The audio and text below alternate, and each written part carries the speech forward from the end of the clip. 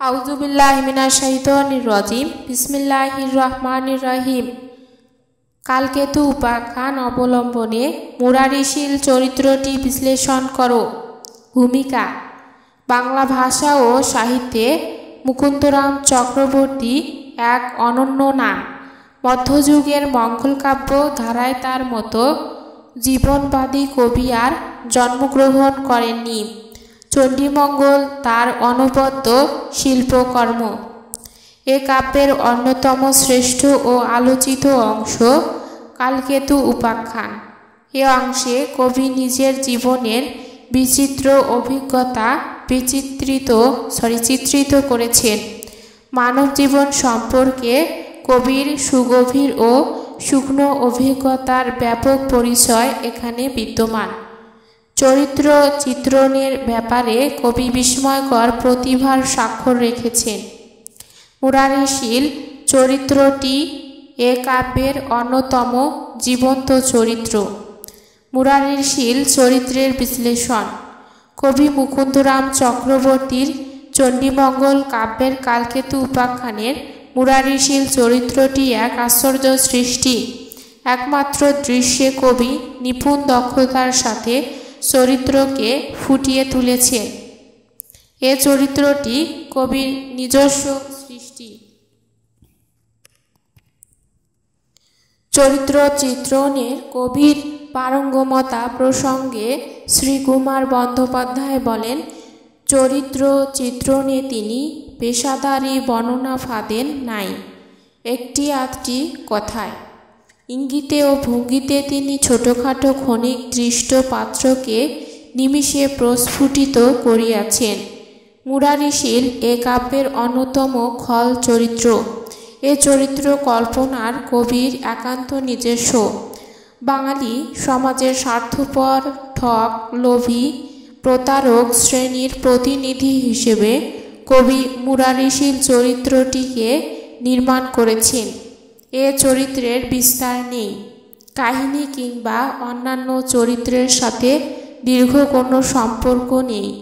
এমনকি কাহিনীর সংকট সৃষ্টি বা পরিণতির ক্ষেত্রেও চরিত্রটির কোনো ভূমিকা নেই। তবু এর মতো অন্যান্য বাস্তব ও জীবন্ত চরিত্র সে যুগের সাহিত্যে বিরল। চরিত্রটি বিদ্যুৎ চমকের মতো স্বল্পস্থায়ী, কিন্তু দীপ্তিকে অসামান্য উজ্জ্বল। মুরারিশীল যাতে বেনে বাঁকা করি লেখাজোখা নিয়ে তা কারবার। তার চারিত্রিক বৈশিষ্ট্যের কারণে অনেক সমালোচক তাকে বাংলা সাহিত্যের মাইলক বলে। এ চরিত্রের মাধ্যমেই কবির সক্রিয়তা প্রকাশ পেয়েছে। কবির শিল্পবোধ এখানে গভীর বাস্তবতার দ্বারা অনুপ্রাণিত।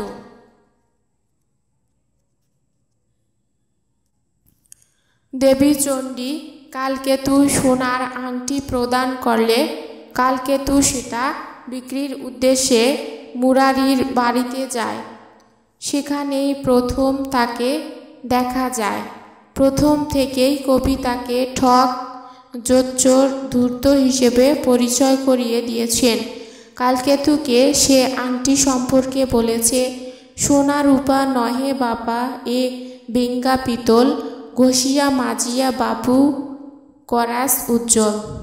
এখানে সে কালকেতুকে ঠকিয়ে মূল্যবান আংটি পেতে চায়।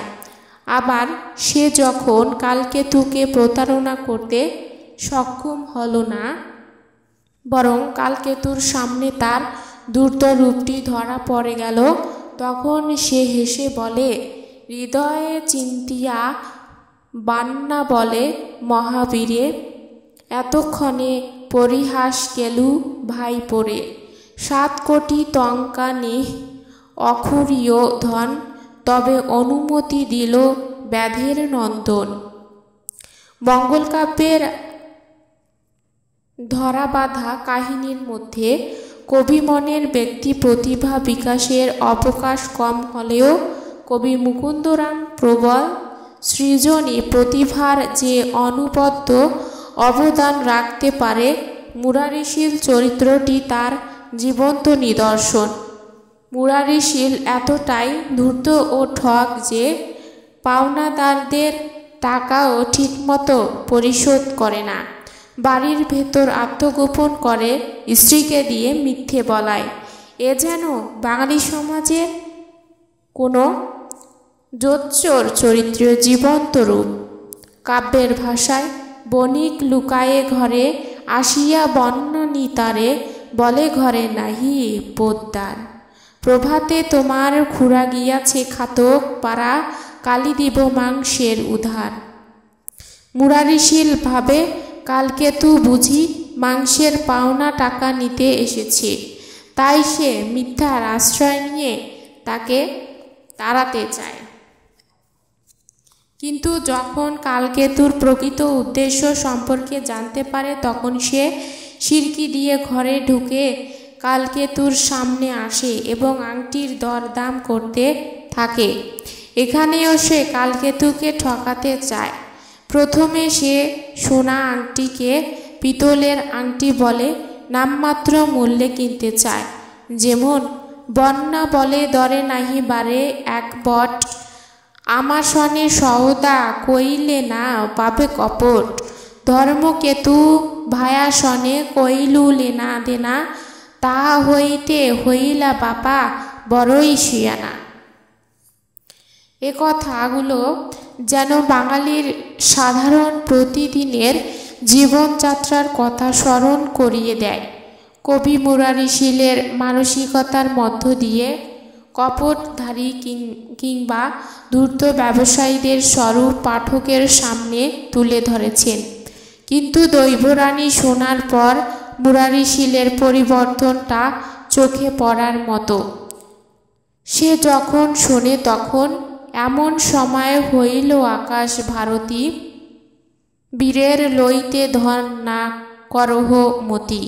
7 কোটি টঙ্কা হয় অঙ্গুরীর মূল, চণ্ডিকা দিয়াছে ধরে হয়া অনুকূল। দৈব বাণী শোনার পর বলে এতক্ষণ সে রসিকতা করছিল, আসলে সেটা সোনার আংটি। তার এই উপস্থিত বুদ্ধি প্রকাশ তাকে আরও জীবন্ত করে তুলেছে।